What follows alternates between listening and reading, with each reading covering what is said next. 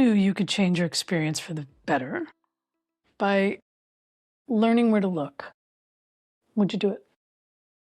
Well, today we're going to talk about something that could literally change your entire experience. And it has everything to do with learning where to look.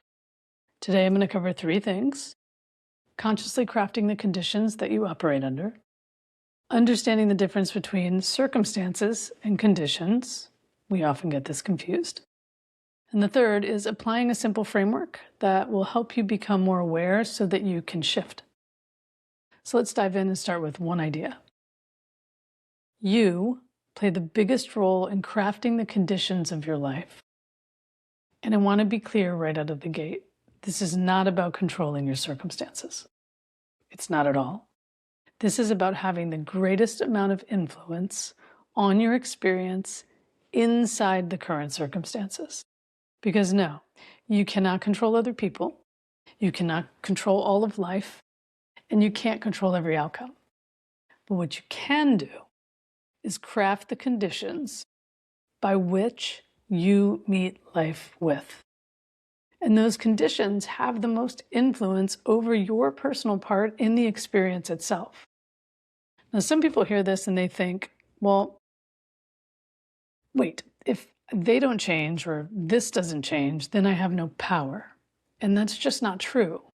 You have more influence than you think because you always have the biggest say in how you'll respond. You play the biggest role because you have the most influence over your own experience. And this is when most people ask me, okay, well, what's the difference between conditions and circumstances? Circumstances are the external factors that shape how events unfold. Here's what happened, here's what they did, here's the situation. This is how we typically describe circumstances, most of which you'll notice you don't control at all. Now, conditions, they are the internal state of something. So here's how I feel. Here's what I'm believing. Here's the energy that I'm bringing. Here is the meaning I'm assigning. It's easy to get them confused because both are a part of your entire experience, yet they're 2 very different things. And if the 2 could talk, here's kind of how they would sound. Control says, I need something other than myself to change so that I can feel better. Crafting conditions says, I'm going to be patient, precise, intentional so that I can respond well no matter what happens next. And here's the important thing. Conditions can always be changed. And that is very, very good news because this drives home the idea that you play the biggest role in crafting the conditions of your life. Not because you control everything, but because you are the one having the experience, responding to the experience, and deciding what you will make of it. You can't control life, but it's you who shapes the way that you show up. And to support this, I'm going to break this down into 3 general positions that you are always holding, but you may not be paying direct attention to. All 3 of these, they all shape the way that you show up. And think of them as lenses. There are 3 lenses that I want you to look through. And more specifically, I want you to turn inward and look through them. The first is the observer. The second is the interactor. And the third is the meaning maker. You are all 3 at all times. As the observer, you are looking at yourself. What is it like to be me? What am I thinking? What am I feeling? And the idea here is, as the observer, we're trying to get you out of telling the story focused only on the external circumstances and into the self-reflective practice of noticing your part. Now, the next one, you as the interactor. You are always responding to events in some way. But how aware are you of your response as it is happening? Now, you don't give up being the observer here. What I want you to do is just look a little further into your role and notice the action that you're taking. You might ask yourself, how is this causing me to act or behave? Or from what energy am I responding here? How am I actually meeting all this stuff as I see it happening? And then the third, you as the meaning maker. Here's where you start deciding what's true and untrue and build an entire story around it. Through this lens, it's helpful to ask yourself a couple of things. What's the story that I keep telling? What is the meaning that I'm assigning to this? And what am I deciding must be true with little to no actual evidence? Now, most of the time, we have very strong opinions about something, not necessarily a whole lot of evidence for it. And being able to discern between the two is really, really important when it comes to being honest with yourself, because we are very convincing, even when we're wrong. And here's the point. Nobody else is doing any of these three jobs for you.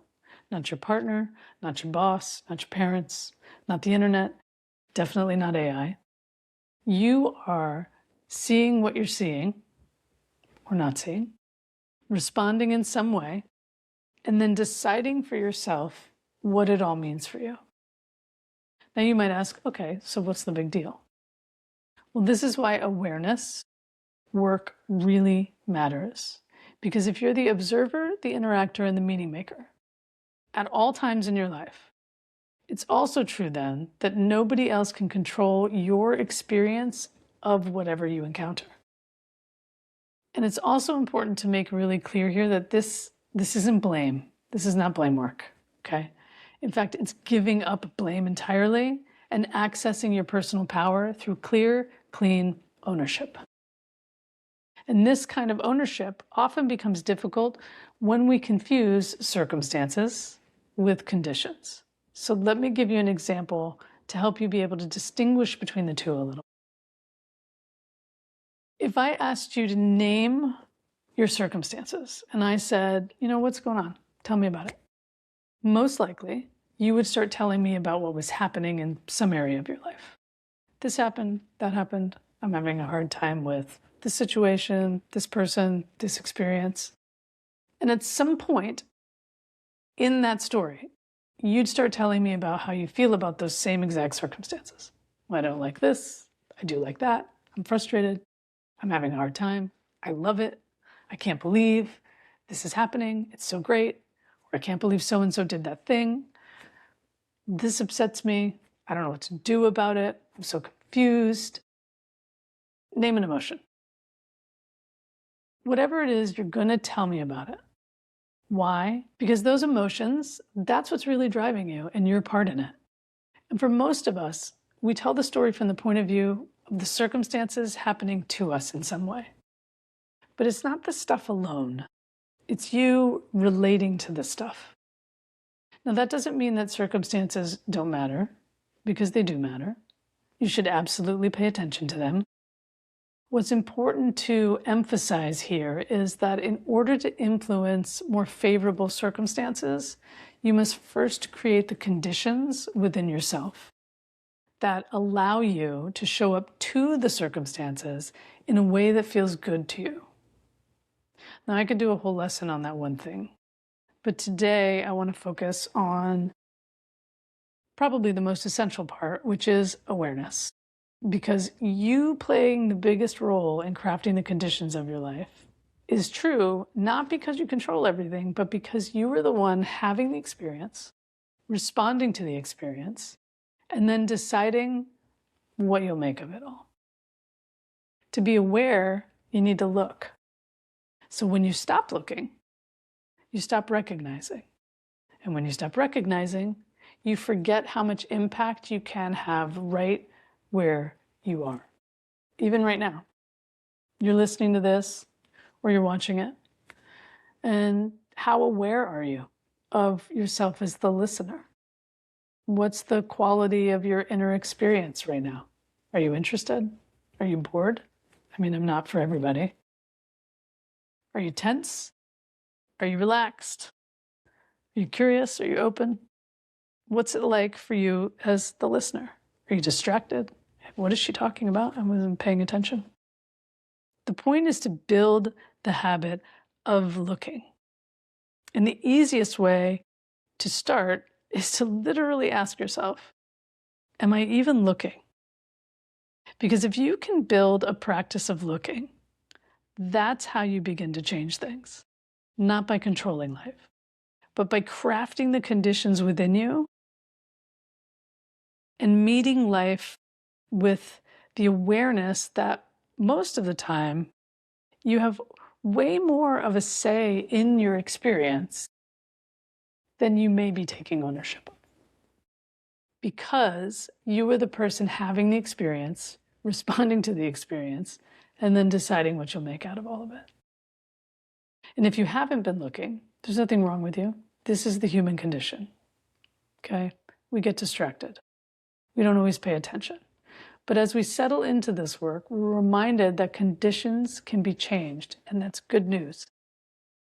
The circumstances have something to do with having an effect on you, but the conditions have more to do with the quality of your experience within the existing circumstances. You can't control life, but it's you who shapes the way you show up. Another way of saying that is, while you don't control the circumstances, you do craft the conditions. So again, the question is, are you looking? And something else that we're often unaware of is that when you take full accountability for the role that you play in your experience, from that level of ownership, things actually get easier because you stop trying to control all the uncontrollable variables and you start focusing on your own internal well-being, which, let's just admit, trying to control what you can't control is exhausting. It's mentally, emotionally, and physically exhausting to be in a constant fight with whatever is going on in your life.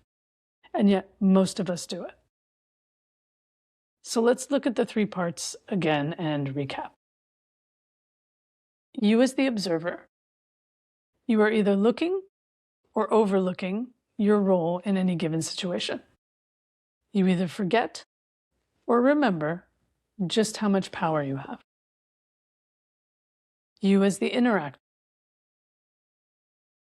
you are either reaching for control or responding with influence. One feels like pressure, the other feels like alignment. You as the meaning maker, you are either assigning meaning to the external circumstances or you are identifying true meaning and purpose within yourself. That's it. That's a simplification to help you practice looking for the role that you're playing. The unfortunate truth is that most people just don't bother to look. And the people that do often have a hard time naming what's there. And again, not because something is wrong with them. They simply haven't practiced. They're just unaware. Okay? But hopefully this framework will help you at least get started in the process of doing the actual looking.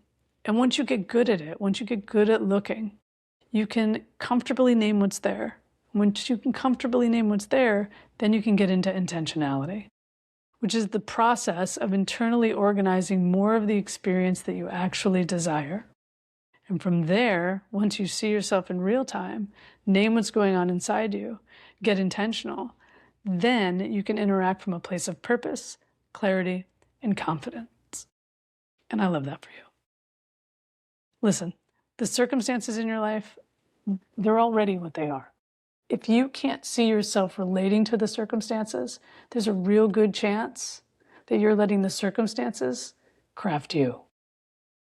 And if you want to learn more and build a practice, go to the website, sign up for the newsletter, and I'll show you how you can have the same circumstances, different conditions, and a different outcome. I hope you consider subscribing. Let's build together. I'll see you on the next one.